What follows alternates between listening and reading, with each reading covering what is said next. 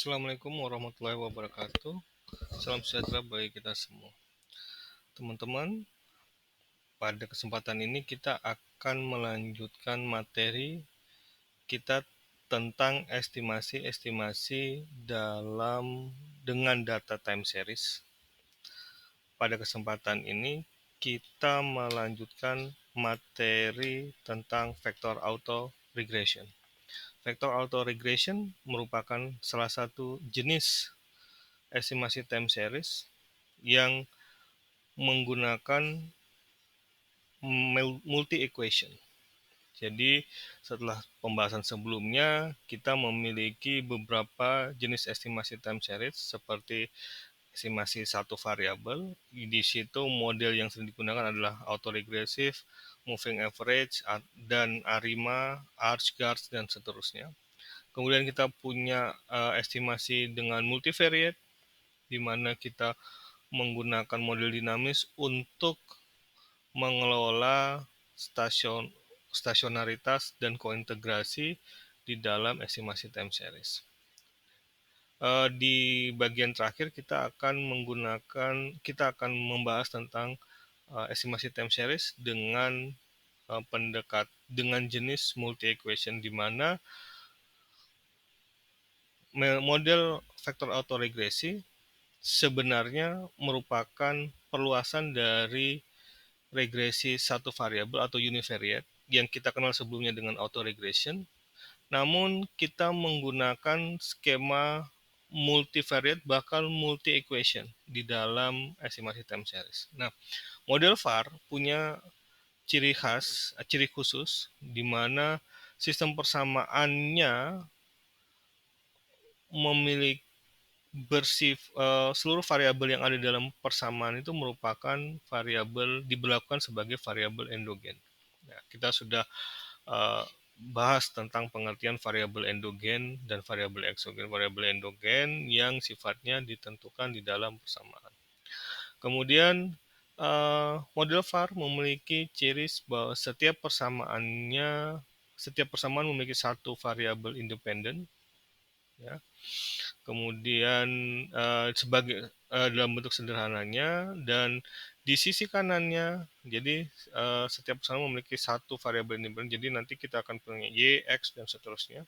Kemudian di sisi kanannya, di setiap persamaan memiliki nilai lag pada semua variabel dependen yang ada dalam satu sistem. Jadi kalau kita punya tiga misalnya variabel independen di sebelah kiri, yaitu misalnya x, y, z, maka di sebelah kanan kita akan memiliki nilai lag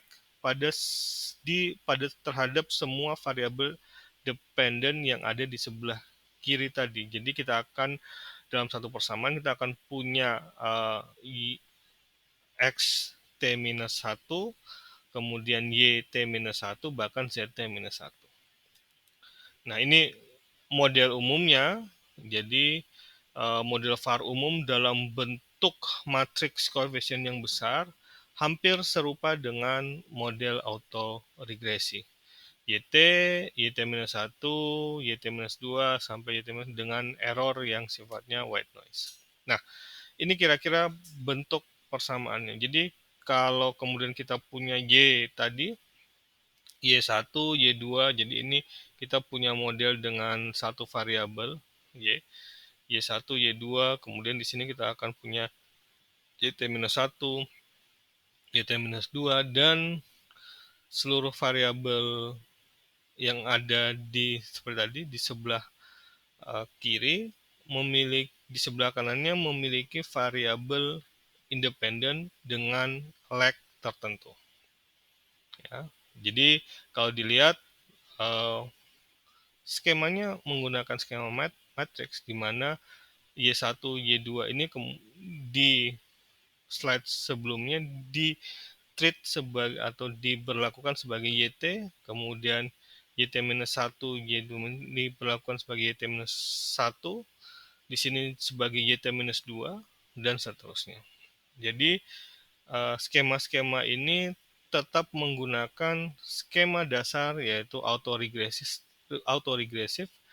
tapi menggunakan metode vektor untuk menjelaskannya. Jadi Y tadi disusun dalam bentuk vektor, YT-1 disusun dalam bentuk vektor, YT-2 disusun juga dalam bentuk vektor. Nah, sebenarnya model vektor dengan pendekatan matriks yang ada di atas, model awalnya ada di bagian bawah ini, di mana Y1T itu memiliki intercept A1, kemudian dia punya koefisien B1, B11 dengan variabel YT-1, B12 dengan variabel YT-2, dan seterusnya. Kemudian ada persamaan kedua, Y2T, kemudian dia punya intercept A2, dan dia punya B21 ya, untuk sebagai koefisien dari Y1 T-1 dan B22 untuk Y2 T-1 dan seterusnya. Jadi model awal ini kemudian diterjemahkan dalam model vektor yang disitulah kemudian disebut dengan vektor auto regression. Jadi kalau kita gunakan dua variabel yaitu YT dan XT, maka kita akan punya skema yang serupa seperti di atas. Kita gunakan yang model paling sederhana, di mana vektor autoregresi menggunakan leg 1, tapi kita menggunakan dua variabel yaitu YT dan XT. Nah, di sini di persamaan pertama kita akan punya YT A11 YT-1. Jadi ini A11 adalah koefisien dari YT-1, A12 adalah koefisien dari XT-1 ya. Kemudian A21 adalah koefisien dari YT-1 dan A22 adalah koefisien dari XT-1. Teman-teman kalau dilihat bahwa YT dan XT ini kemudian diperlakukan sebagai satu variabel dengan metode vektor YT, atau kita bisa gunakan nama apapun untuk menamakan vektor ini, bisa gunakan A, Y, dan seterusnya.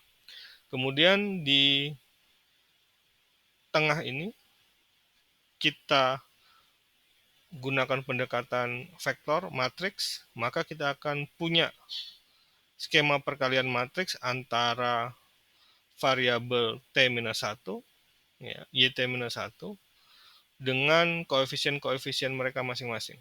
Jadi YT-1 punya koefisien A11 dikali YT-1 untuk kita mendapatkan persamaan yang paling atas, kemudian A21 dikalikan YT-1 untuk kita gunakan dalam persamaan di bagian bawah. Dan kita punya vektor yang paling kanan, yaitu vektor error dengan asumsi bahwa IID atau white noise. Nah, ini adalah kita implementasi konsep marginal yang digunakan dalam VAR. Ini adalah model VAR tanpa intercept ya. Kemudian kita akan punya YT adalah fungsi dari YT-1, EYT, dan EXT. Oke. Nah, dari sini kemudian kita akan mensubstitusi. Jadi di sini kita akan punya YT sama dengan A11 YT-1, A12 XT-1. Nah, kita substitusi di situ, YT-nya kita geser ke kanan dan XT-nya kita geser ke kiri, maka kita akan mendapatkan persamaan 2 seperti ini.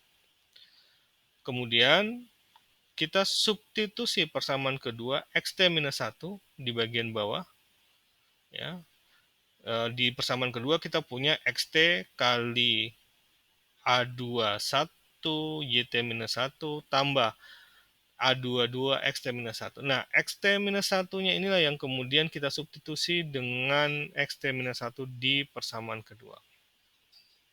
Hasil substitusi tersebut menghasilkan persamaan ketiga, di mana kita bisa mengidentifikasi XT sama dengan A22 per A12 YT plus A21 kurang A22 dan seterusnya sampai EYT dan EXT.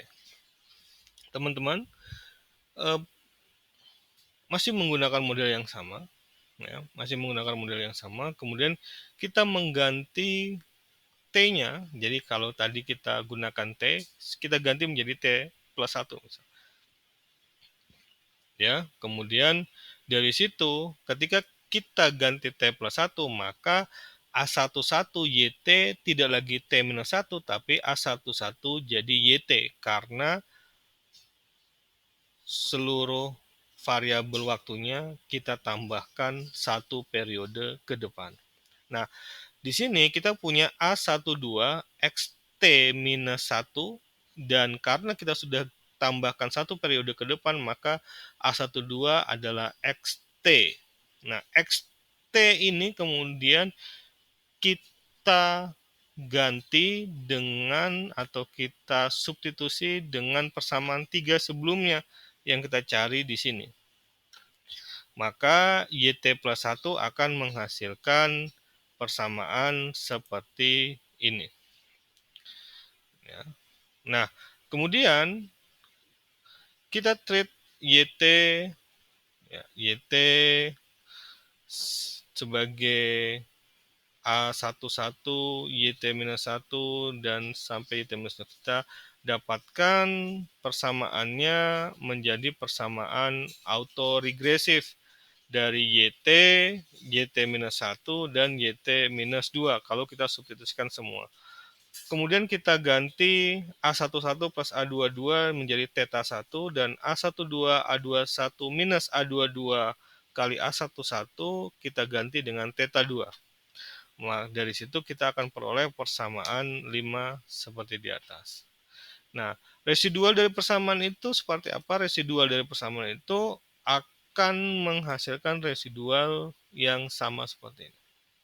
Nah, dari situ teman-teman kita akan melihat bahwa YT tadi memenuhi karakteristik polinomial di mana kita akan punya ya L1 minus theta 1L minus theta 2L kuadrat, ya. Di mana kita punya theta 1 itu sama dengan tadi A11 plus A22, dan theta 2 itu adalah A12 kali A21 minus A22 kali A11. Jadi ini adalah determinan matriks sebenarnya. Nah, karakteristik di atas sebenarnya memenuhi kriteria matriks seperti di bawah ini di persamaan 7.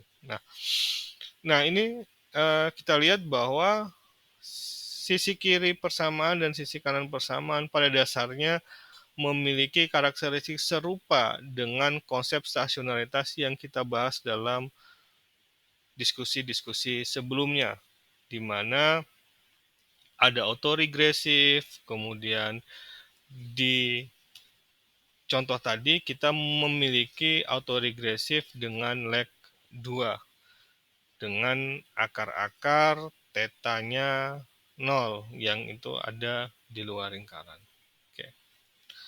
Oke.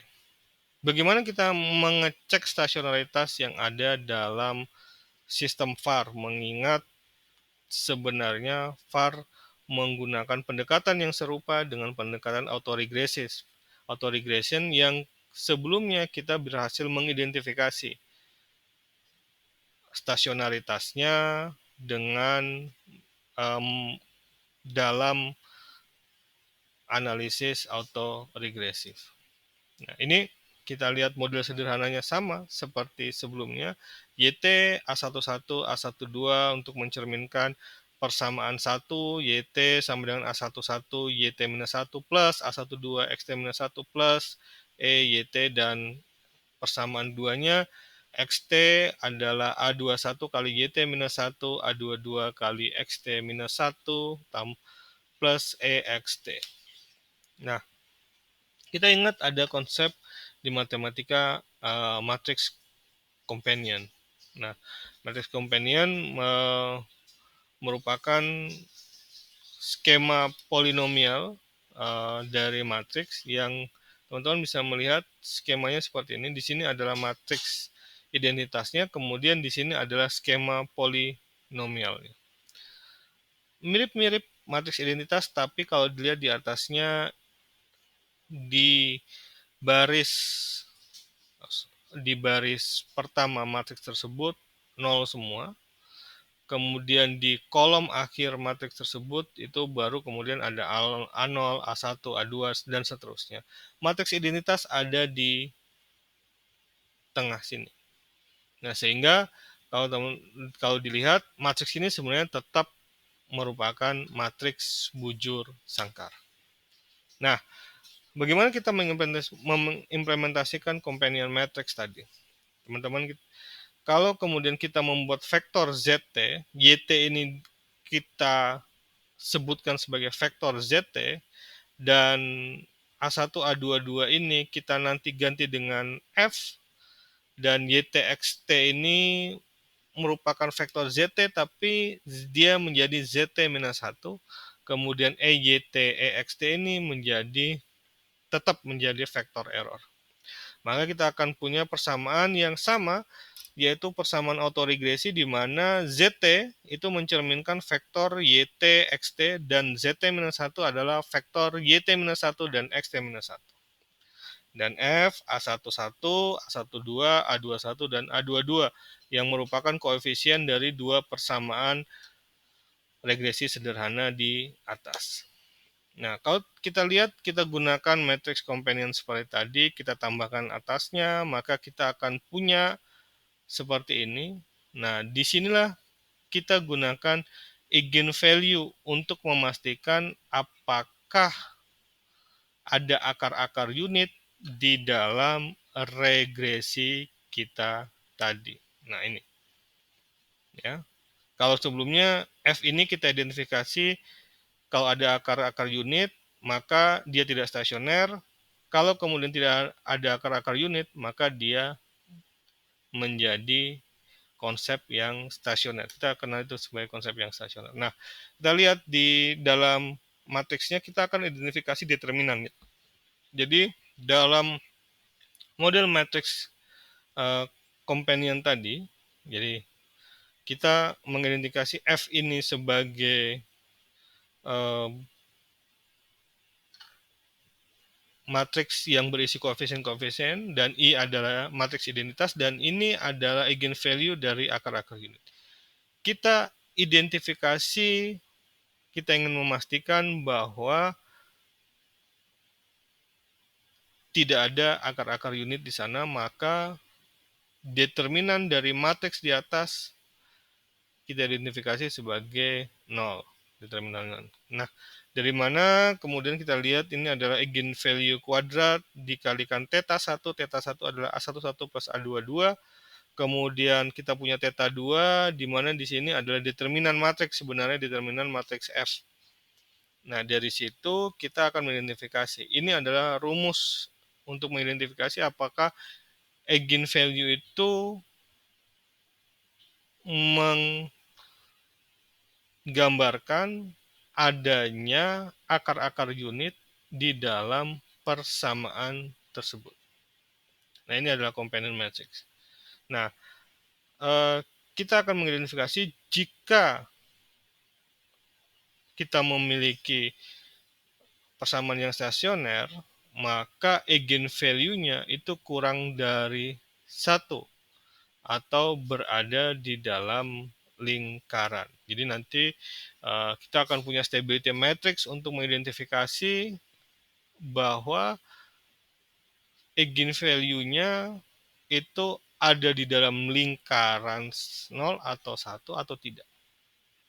Nah, ini adalah konsep companion matrix-nya. Nah, di situ kita berhasil mengidentifikasi YT merupakan vektor N kali 1 dan lag-nya seperti ini.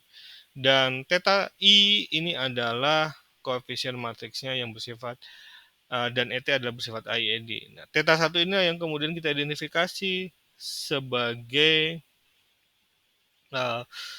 ciri apakah persamaan ini stasioner atau tidak. Ini skema companion matrixnya seperti ini. Seperti tadi, ini adalah theta-nya sebelah kiri dan nanti dia akan extend kalau di sebelah kanan dan seterusnya. Sementara di sini adalah matriks identitasnya dan di sini adalah YT-1. Sehingga kita akan mendapatkan skema seperti ini.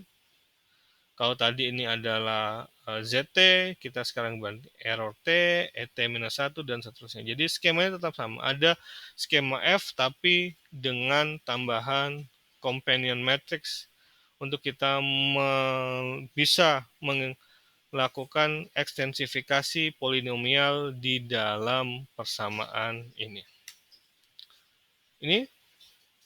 Nah, jadi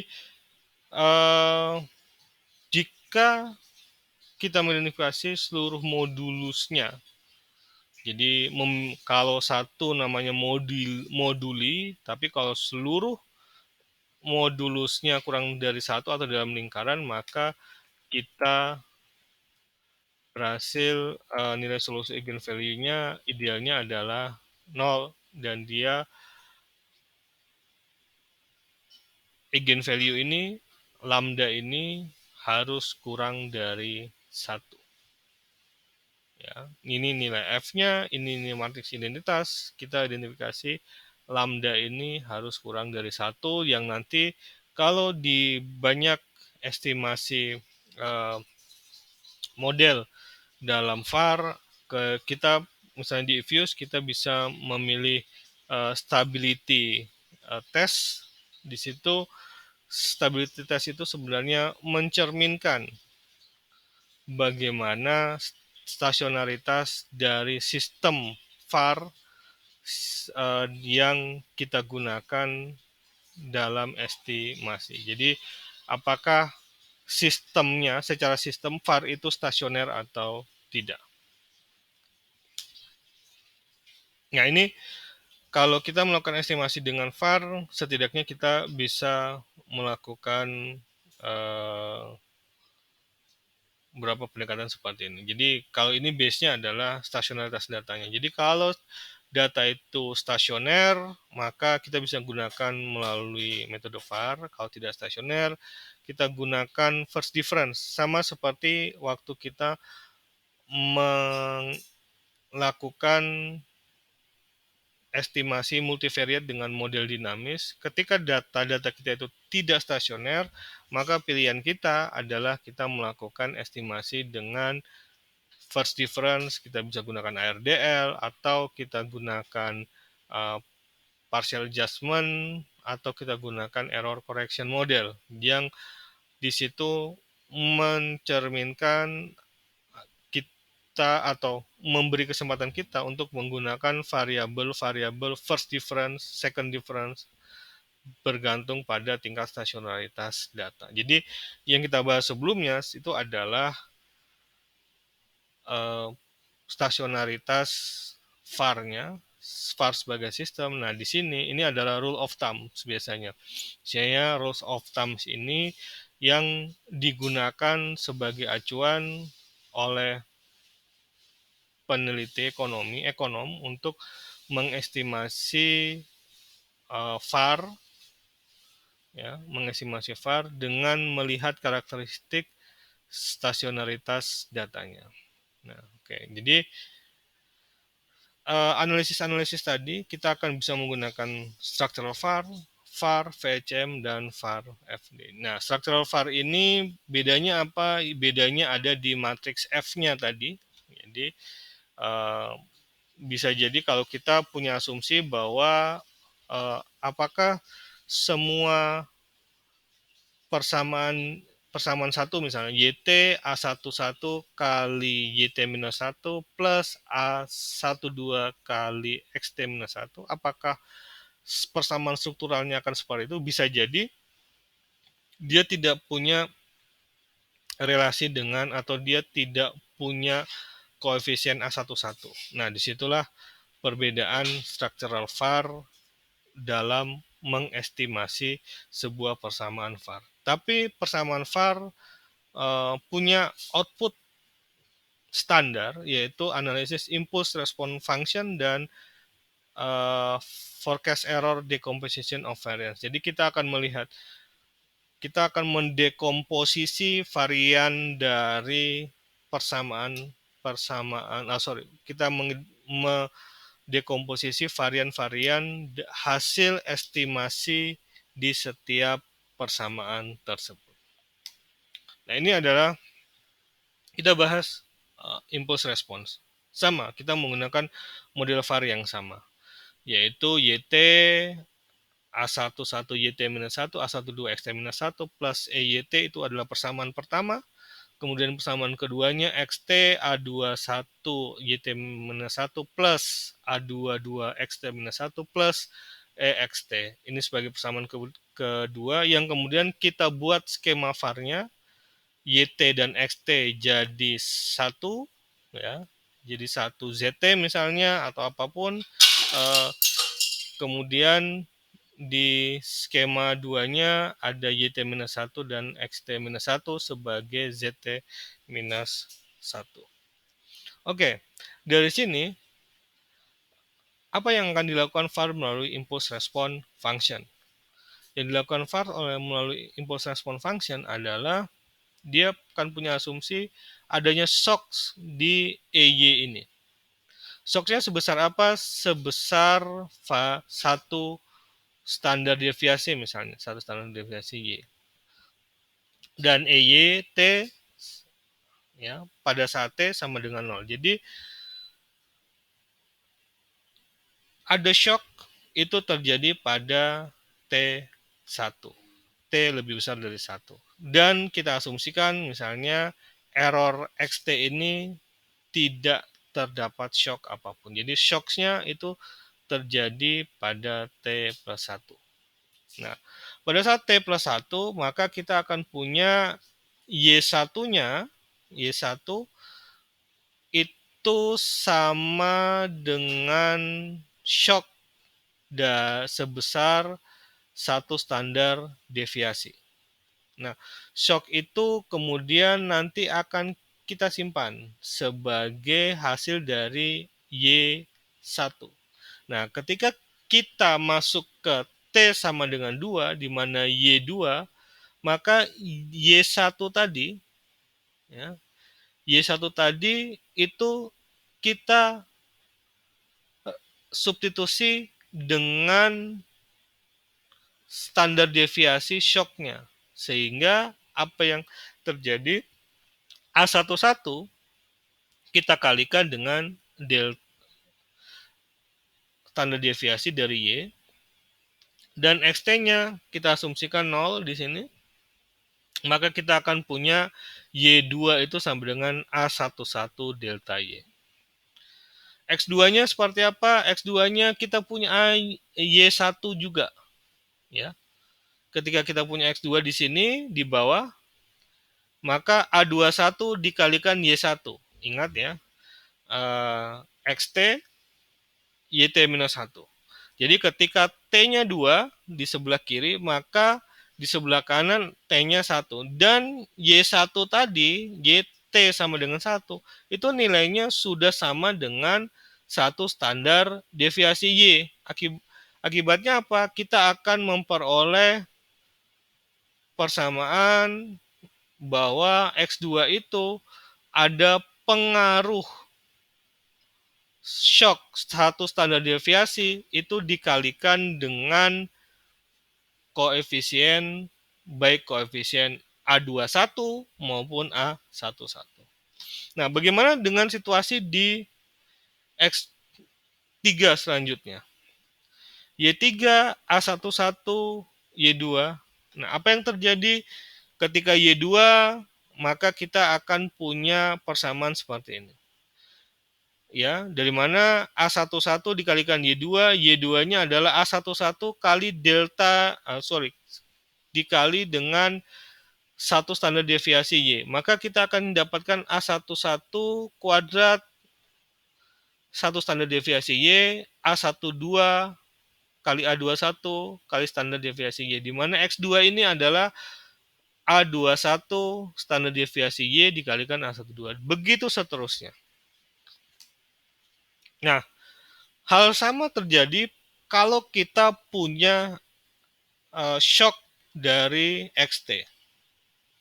Ya, kita punya shock dari XT sebesar E1 dengan satu standar deviasi X, maka kita akan punya hal yang sama dengan tadi, ya.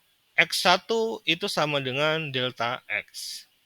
Nah, X1 ini akan terjadi, akan bermakna ketika pada periode T sama dengan 2. Jadi ketika Y2, maka T-1-nya adalah X1. Jadi kalau Y2 ini sebagai YT, dan X1 ini sebagai XT-1, dan ini YT-1, maka benar Y2 ini Y1-nya, dan di sini adalah X1-nya.